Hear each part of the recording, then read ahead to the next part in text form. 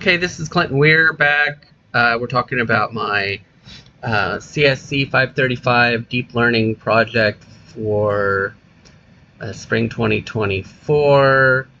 I finished talking about the loading images block in my loading images script in the first video, and now just to recap the important bit, we have a function that searches the train data set to find images, and so it searches in the train directory as defined. There are 5 subdirectories to the train directory. Each subdirectory relates to one of the 5 classes of images. So that's the point. That's the point of that function call, and that's the point of this entire block. I got off on a tangent about why my confusion matrix didn't work, and speculating on that for, probably more than I needed to. So getting into the main file, the Jupyter notebook, we have a block for import statements. Pretty straightforward. I imported my loading image. I imported aspects of the loading image script file. I had planned on potentially doing more of this, just setting code aside into script files so that I could just get down to business in the Jupyter notebook. But for now, I haven't really done that. I import TensorFlow. TensorFlow is used. It's for tensors, data type, and all that. It's also, I guess it is the library, where Keras is contained. Keras is the tool that we use to train neural network models. So we import layers.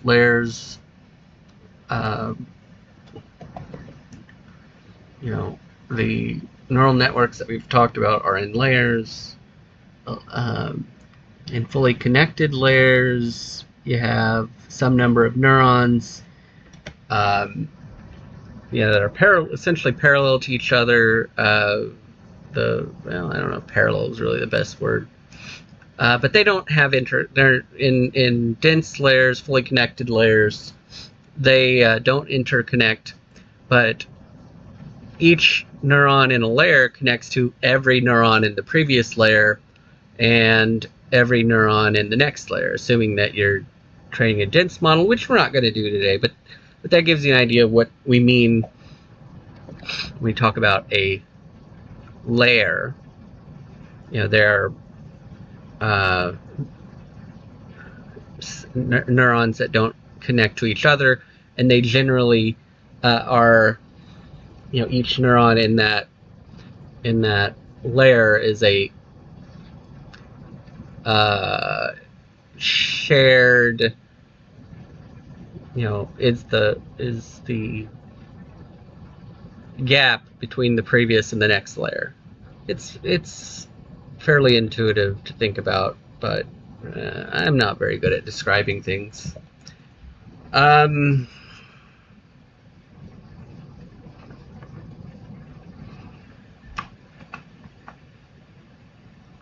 not, like I said, we're not doing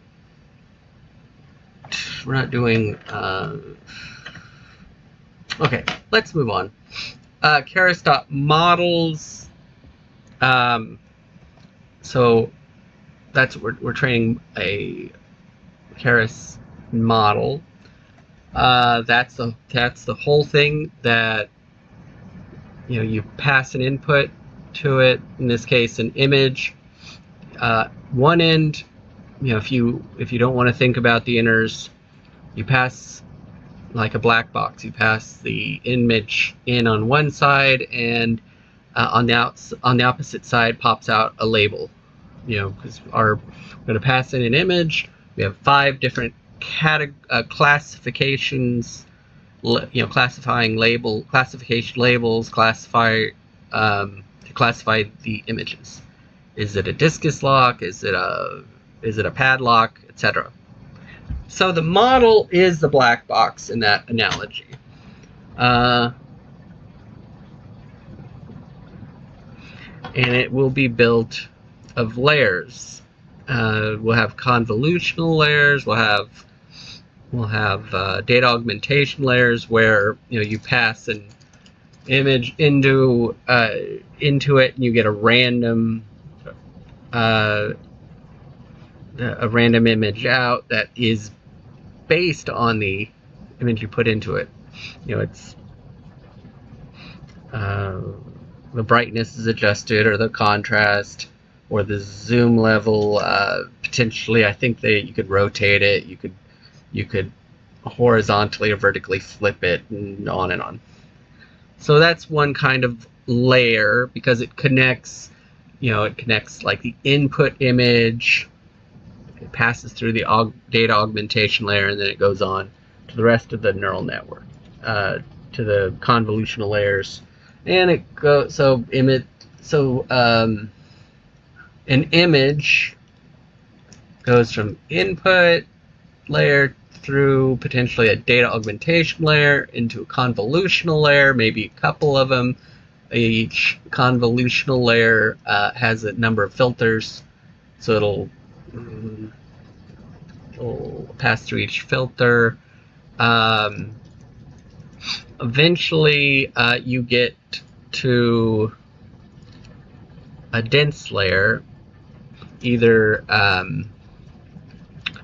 the output layer, which will have 5 neurons, or potentially will have some I don't know why I'm going into so much detail about our model. It's a little premature, but oh well. Premature is apparently what I'm doing in this project videos. But yeah, so from the convolutional layers, potentially you could have a dropout layer. We didn't really do that, but then you'll have potentially a number of dense or fully connected layers. Those layers are the ones I'm talking about right now are optional, and you could have a dropout layer. So a dense layer is, we talked about a little bit earlier, where each neuron in a dense layer is connected to every input, and then it connects to every output. So, suppose we have one dense layer. Again, not talking about the output layer. Suppose we have one layer in between. So, each feature map will connect to each neuron in the dense layer. And then suppose we have a dropout layer. So a dropout layer, say it's with the argument of 0.5 for the dropout rate.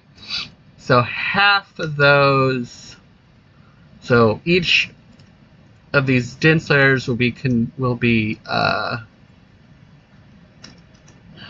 each of these dense layers will have a 50% chance of their value of its output being replaced with 0, and then it'll connect to the next dense layer. In our case, in our analogy or example, we're just having that one. So each of those layers, each of the neurons in this dense layer will connect to the output layer, but only half of them will pass their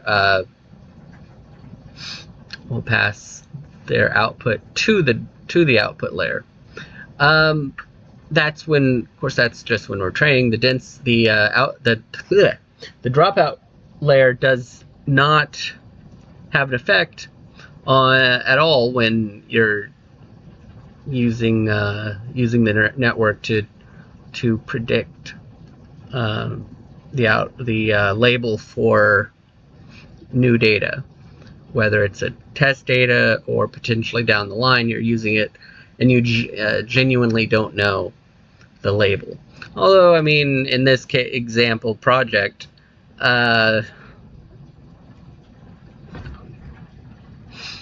obviously, you're gonna necessarily, if you look at the pictures, you're gonna know which label applies to it. So the the idea is we want to take the human out of this process entirely.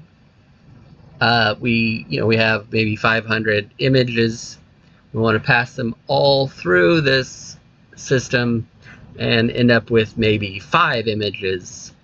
And then the human can look at the 5 images and decide if something, if some action needs to be taken.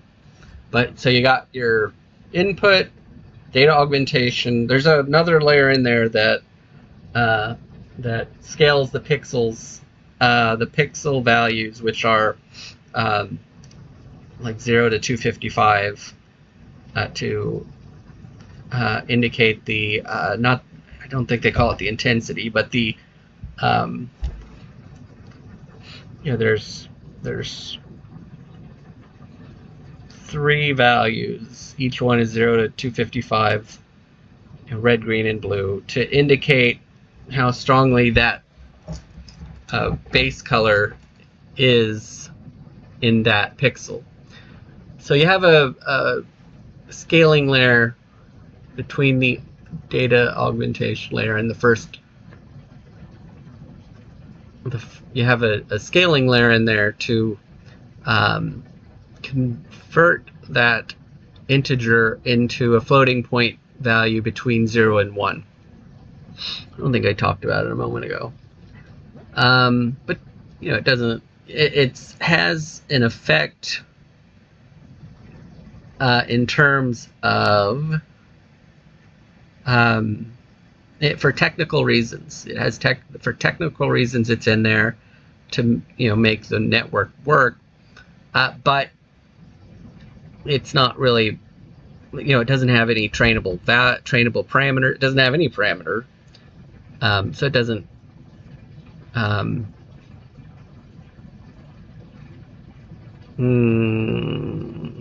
It's not there as part of the mechanics, part of the machinery that makes the predictions. It's not there to help with the prediction making process. But yeah, so you go through that, you go through the convolutional layers, potentially a dropout after the convolutional layers to potentially to dense layers and dropout layers, and then the output layer, and then you use Argamax on the output layers to and that will tell you the correct classification. Softmax is just means the 5 values, each one being a probability. It tells you which probability is the highest and returns the classification associated with that probability. So those are layers. And each model consists of layers. So a moment ago I was talking about the model as being a black box, and I just opened it for you. Maybe not very well, but I advise that you. I advise a person who needs a better explanation that, hey, maybe enroll in the computer science program at University of Illinois at Springfield, and you'll know all about it.